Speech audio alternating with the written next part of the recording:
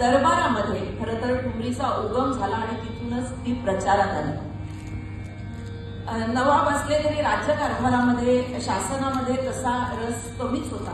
सगळा रस नाच गाणं ह्याच्यामध्ये आधी आणि त्यातही स्वतः वाजिद अली हे उत्तम संगीतकार, उत्तम कथक नर्तक असल्यामुळे त्यांच्या दरबारामध्ये इतरही जे गवय्ये होते किंवा त्यांचे गुरु सादिक अली या सगळ्यांनी मिळून किंवा ह्यांच्या या सर्जनातून ठुमरीचा जन्म झालेला आहे. कारण त्या काळामध्ये जे शास्त्रीय संगीत होते ते मुख्यतः ध्रुपद आणि धमाल हे प्रचारात होतं. हा थोडासा लयीशी खेळ करणारा असा थोडा भारदस्त प्रकार.